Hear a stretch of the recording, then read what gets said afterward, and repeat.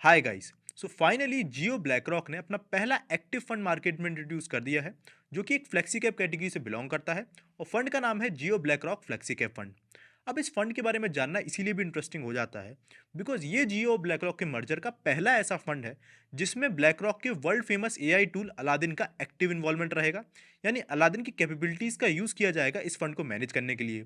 बल्कि इससे पहले जियो और ब्लैकरॉक ने जितने भी फंड निकाले थे वो सारे ही पैसिव फंड्स थे, यानी इंडेक्स फंड थे, जिनमें ब्लैक रॉक का ऐसा कोई भी रोल नहीं था। तो इसीलिए आज की इस वीडियो में मैं जियो ब्लैक रॉक के इस नए फंड से रिलेटेड हर एक इंपॉर्टेंट इन्फॉर्मेशन आपके साथ शेयर करूंगा। जहां पर सबसे पहले मैं आपको बताऊंगा कि इस फंड के मैनेजमेंट में और इसके रिटर्न जनरेशन में एआई यानी अलादीन का ये जो टूल है वो किस तरीके से हेल्प करेगा और उसका क्या रोल रहेगा। सेकेंडली हम समझेंगे कि परफॉर्मेंस के बेसिस पे इस फंड से आप किस तरीके की परफॉर्मेंस और रिटर्न्स एक्सपेक्ट कर सकते हो। एंड थर्डली मैं आपके साथ इस फंड की एनएफओ की भी हर एक इंपॉर्टेंट डिटेल शेयर करूंगा। सो वीडियो को प्लीज एंड तक देखिएगा। But before we go forward आपके साथ टू स्मॉल रिक्वेस्ट। प्लीज सबसे पहले तो ये किसी भी तरह की बाइंग या सेलिंग रिकमेंडेशन नहीं है, और जो भी परफॉर्मेंस वगैरह के भी नंबर्स हम देखेंगे आपको ध्यान रखना है कि ये केवल एस्टिमेटेड नंबर्स होंगे और रियल परफॉर्मेंस इससे कम या ज़्यादा भी हो सकती है। तो आपको केवल उन परफॉर्मेंस के नंबर्स के बेसिस पे कोई भी डिसीजंस नहीं लेने हैं। और सेकंडली प्लीज अपना 5 सेकंड देके वीडियो को लाइक कर दीजिएगा, चैनल को सब्सक्राइब कर दीजिएगा एंड प्लीज उस बेल आइकन को भी क्लिक कर दीजिएगा, जिससे इस तरीके के इन्फॉर्मेटिव वीडियोस की नोटिफिकेशन आपको सबसे पहले मिल जाए। एंड ऑल्सो कमेंट बॉक्स में बताइए आपको क्या लगता है, क्या जियो ब्लैक रॉक का ये नया फ्लेक्सी कैप फंड पराग पारेख और एचडीएफसी जैसे फ्लेक्सी कैप फंड को रिटर्न्स के मामले में बीट कर पाएगा या नहीं। तो शुरुआत करते हैं अपने पहले पॉइंट से कि ये जो फंड है ये वर्क किस तरीके से करेगा और इसका अप्रोच क्या रहेगा।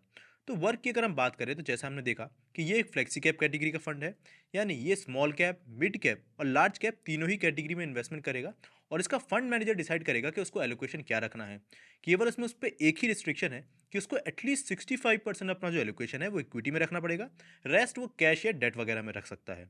अब अगर हम अप्रोच की बात करें, अब ये फंड एक सिस्टमैटिक एक्टिव इक्विटी की अप्रोच को फॉलो करता है, जहां पर ह्यूमन एक्सपर्टीज को डेटा ड्रिवन मॉडल्स के साथ कंबाइन करके एक पोर्टफोलियो को डिजाइन किया जाता है। जहाँ पर अगर आप एक ह्यूमन एक्सपर्ट की बात करोगे तो उसके पास कैपेबिलिटीज़ होंगी कि वो एक फंडामेंटल रिसर्च कर सके, थीम बेस्ड अप्रोच यूज़ कर सके, फंड मैनेजर्स अपना व्यू बता सके, रिस्क मैनेजमेंट कर सके या फिर कॉर्पोरेट गवर्नेंस की इंसाइट ला सके। बट वहीं पर मशीन और एआई के केस में वो आपके लिए real time macro trends, brokers data और रियल टाइम जो कंज्यूमर का बिहेवियर है उसके बेसिस पे आपके लिए एक real time everyday market signal generate करेंगे, जो कि आपको एक रियल एक्शनेबल इन्वेस्टमेंट इंसाइट्स देंगे। अब मैं आपको आसान शब्दों में बताता हूं कि एक जियो ब्लैकरॉक के फंड को क्या एडवांटेज मिलेगा ओवर अ ट्रेडिशनल फंड। तो मान के चलिए कोई ट्रेडिशनल म्यूचुअल फंड मैनेजर है, वो इन तीन चीज़ों के बेसिस पे अपना डिसीजन लेता है, जहाँ पर वो कंपनीज की फाइनेंशियल सर्विसेज की रिपोर्ट पढ़ेगा, क्वार्टरली रिपोर्ट्स पढ़ेगा और अर्निंग्स कॉल वगैरह पढ़ेगा। प्लस इसके अलावा जीडीपी ग्रोथ वगैरह का जो डेटा है, जो कि क्वार्टरली और मंथली बेसिस पे डेटाज आते हैं, उनके बेसिस पे डिसाइड करेगा कि उसको अपने फंड का एलोकेशन किस तरीके का रखना है।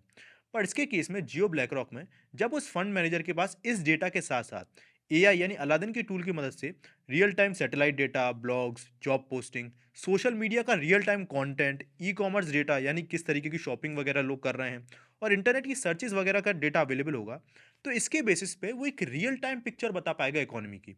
यानी जो जीडीपी ग्रोथ या फिर जो कंज्यूमर ग्रोथ का डेटा उस ट्रेडिशनल फंड मैनेजर को आज से 2 से 3 महीने बाद पता चलेगा, जब हमारी गवर्नमेंट या फिर आरबीआई वगैरह उस डेटा को रिलीज करेगी, उस डेटा से पहले इनके पास इस एआई टूल की मदद से वो रियल टाइम का डेटा पहले ही आ जाएगा कि किस तरीके से कंज्यूमर का सेंटीमेंट्स या फिर जीडीपी में ग्रोथ हमें देखने को मिल रही है। और इस एडवांटेज की मदद से वो इस सेक्टर की कंपनीज में काफी पहले और काफी अच्छी वैल्यू पे एंटर कर सकते हैं। अब मैं आपको बताता हूँ कि ये फंड अपने स्टॉक्स के पोर्टफोलियो को बनाने के लिए अलादीन का जो सिस्टम है उसको किस तरीके से यूज करेगा। तो इसके लिए मैं आपको अगेन एक स्लाइड पे लेकर चलता हूँ। तो देखिए सबसे पहले तो आप ये समझिए कि ये जो स्टॉक सिलेक्शन क्राइटेरिया ये 1000 स्टॉक्स के बेसिस पे किया जाएगा, जो कि हर एक मार्केट कैप से बिलोंग करेंगे। और इसमें 400 प्लस इंडिया स्पेसिफिक सिग्नल्स को यूज़ किया जाएगा। अब ये काफ़ी ज़्यादा ज़रूरी है, जहाँ पर अलादीन का जो सिस्टम है उसने इंडिया के पास के जितने भी ट्रेंड्स हैं उनकी मदद से 400 प्लस सिग्नल्स बनाए हैं, जिसके बेसिस पे उनको इंडिकेशन देगा कि आने वाले टाइम में क्या एक सही मूव होने करना चाहिए। जहाँ पर मान के चलिए ये जो 1000 स्टॉक्स है इनके बेसिस पे जब इनको फिल्टर आउट किया जाएगा, तो मान के चलिए वो रिड्यूस होकर 750 स्टॉक्स बन जाते हैं on the basis of their liquidity, turnover और एग्जीक्यूशन फीजिबिलिटी।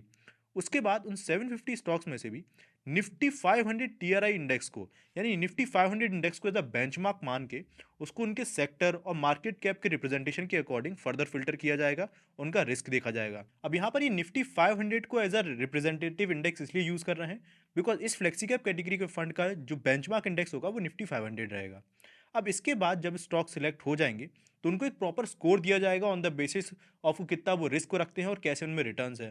और फिर जो सिग्नल्स के थ्रू स्कोर दिया जाएगा फिर वो एक कॉर्पोरेट गवर्नेंस के फिल्टर के थ्रू होके गुजरेगा। और वहाँ पे उसके बाद अलादीन का एक्टिव इन्वॉल्वमेंट आएगा जहाँ पर वो रिस्क मॉडलिंग और ट्रांजेक्शन कॉस्ट वगैरह मेजर करेगा। और जब वो सारा अपना ऑप्टिमाइजेशन लेके एक पर्टिकुलर रिकमेंडेशन देगा एक फंड को कि भाई ये वाला स्टॉक अपने पोर्टफोलियो में एंटर रख लो आप, तो उसके बाद एक फाइनल कॉल रहेगा एक फंड मैनेजर का कि उसको उस स्टॉक को अपने पोर्टफोलियो में रखना है या नहीं। अब इससे बेनिफिट क्या होगा? तो देखिए हर एक फंड मैनेजर है तो एक इंसान ही, और उसके केस में हमेशा आपको एक बायस देखने को मिलेगा। जैसे कि मेरे केस में मुझे लगता है कि इंडिया में आने वाले टाइम में हॉस्पिटल सेक्टर काफ़ी अच्छा परफॉर्मेंस देंगे, और मैंने इस पर काफ़ी ज़्यादा अपनी रिसर्च भी की है। तो ऐसे केस में मेरा एक बायस डेवलप हो चुका है सेक्टर को लेके, और इस कॉन्फिडेंस के केस में हो सकता है मैं गलत भी हूँ। पर जब एआई अपने डेटा की मदद से आपको कोई भी रिकमेंडेशन देगा तो उसके केस में कोई भी ह्यूमन इमोशंस इन्वॉल्व नहीं है, और वो आपको प्योरली डेटा के बेसिस पे बताएगा कि उस चीज़ की पॉसिबिलिटी कितनी है। तो यहाँ पर एक ह्यूमन बायस जो होता है एक फंड मैनेजर का भी, वो भी खत्म हो जाता है। अब इसके बाद हम आते हैं अपने सेकंड पार्ट पे कि इस फंड से आप किस तरीके की परफॉर्मेंस एक्सपेक्ट कर सकते हो। तो जैसा मैंने आपको अर्लियर भी बताया कि इस फंड का जो बेंचमार्क है वो है निफ्टी का 500 इंडेक्स। यानी इनका फोकस है कि अपने निफ्टी के 500 इंडेक्स की जो लॉन्ग टर्म की परफॉर्मेंस है ये उसको बीट कर पाएं। अब निफ्टी 500 की जो लास्ट 15 ईयर्स के सीएजीआर रिटर्न्स रहे हैं वो 15.5 से लेकर 16% के बीच में रहे हैं। यानी इस रिटर्न से ज़्यादा ही एक अल्फा जनरेट करने का इनका टारगेट है। अब जियो ब्लैकरॉक ने इन्वेस्टर्स को अपने रिटर्न्स के एस्टीमेट देने के लिए एक बैक टेस्टेड डेटा भी प्रोवाइड किया है। अब बैक टेस्टेड डेटा क्या होता है? तो देखिए ये बात तो हमको पता है कि ये जो फंड है वो नया है और इसके केस में हमारे पास कोई पास ट्रैक रिकॉर्ड नहीं है। बट बैक टेस्टेड डेटा ऐसे कैलकुलेट किया जाता है कि जहाँ पर इन्होंने डिस्कस किया है कि ये एक रूल बेस्ड अप्रोच फॉलो करते हैं जहाँ पर डिफरेंट स्टॉक्स को ये स्कोर्स प्रोवाइड करते हैं, और उन स्कोर्स की मदद से फिर उन स्टॉक्स को फिल्टर आउट किया जाता है कि किनको पोर्टफोलियो में रखना है किनको नहीं। अब इस पूरी बैक टेस्टेड के मेथड में ये देखा जाता है कि अगर इसी सेम स्कोरिंग मेथड और पोर्टफोलियो बिल्डिंग के मेथड को लास्ट 15 या 10 ईयर्स में फॉलो किया जाता, और इस मेथड की मदद से जो पोर्टफोलियो डिज़ाइन होता वो एक्चुअली में किस तरीके का परफॉर्मेंस देता, तो इस तरीके से बैक टेस्टेड डेटा प्रोवाइड किया जाता है।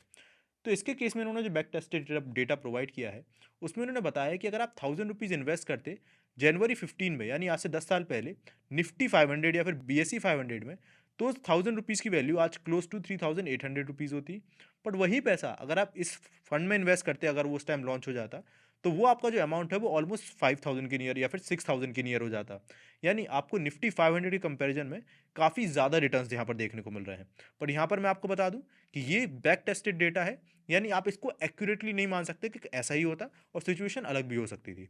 और इसके अलावा इन्होंने एक और यहाँ पर डेटा प्रोवाइड किया है कि इन द कैलेंडर ईयर्स, यानी 2015, 16, 17, जहाँ पर डिफरेंट निफ्टी 500 और बीएसई 500 ने रिटर्न्स दिए हैं, उनके कंपैरिजन में इनका अगर फंड रन कर रहा होता तो इस सेम मेथड को अगर वो फॉलो करता तो वो आउट परफॉर्म करता मेजॉरिटी ऑफ द केसेस में, और जहाँ पर मार्केट नीचे गए उसके सिमिलर ही वो ड्रॉ डाउन दिखाता।